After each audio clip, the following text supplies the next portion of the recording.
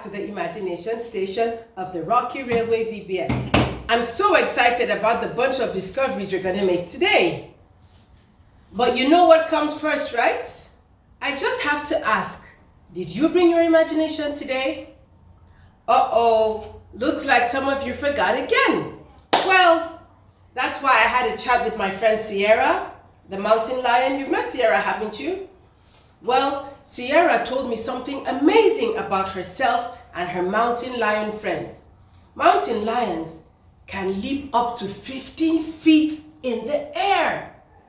That's higher than most ceilings. Yeah.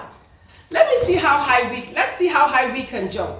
Okay? Move to a free space, and on the count of 3, let's jump. 1, 2, 3. Good job. I know a lot of us jumped high, but I know that I don't think any of us could have jumped as high as Sierra, right? But that was fun. But well, we'll never be able to match Sierra, the mountain lion, and her friends. But let me ask a question. What do you think is stronger in a mountain lion? Sense of smell or sense of hearing? Let our imaginations help us think about that. Okay, well, let's get our drums rolling so we can reveal the amazing answer. Remember our drum roll? Our hands on the table, and let's drum roll.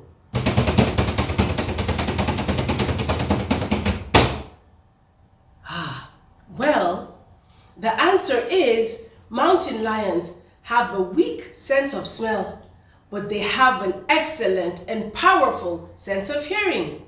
Imagine that. Today, on day 3, we're discovering that Jesus' power helps us to be bold. Trust Jesus. Sometimes we may not feel like, we can be bold, especially when it comes to sharing our faith and other things. One thing we could do first is that let's remember a phrase that I'm sure we've all learned, which is practice makes perfect, right? We may never be perfect 100%, but practice will definitely help us get better. Let me give you an example. One of the things we could do is that during lunch in school, we could take a first step in being bold for Jesus by saying grace before we eat. Yes, saying a prayer before we eat. A friend may ask you, what are you doing? We could take the next step by telling them what we're doing. You're thanking the Lord for your food. And from that step, you could take another step and even tell them about the Lord Jesus Christ. Today, we're going to be showing something that reminds us of the power of momentum. One thing leads to another, step by step. Here with me, I have a bucket. And by the bucket, there's a little chain hanging. I'm going to get part of the chain to hang by the side of the bucket. It's just hanging there. But let's see what happens when we try to give it a little momentum. We lift it up, okay? And then let's give it a little momentum.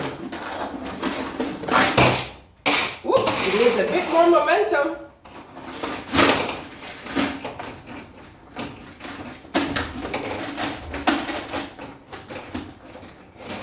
A bit more, and we see it go out on its own. Yes, that's the power of momentum. Our gizmo for today is the bold blaster. Bold? We know that Jesus' power helps us do bold things. Trust Jesus. Let's find out what this gizmo has to say about that. Well, it's called the bold blaster. Okay, let's look at it. Each of you should have this in front of them. Do we all have that? This one that looks like a lollipop, and this little green. Okay, So let's pick up this and let's throw it and see what happens when we throw it. Nothing much.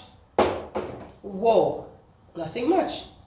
But now, let's see what happens when we try to give it a little momentum, okay, by adding the straw. So let's take the straw, the green part that has the red on it.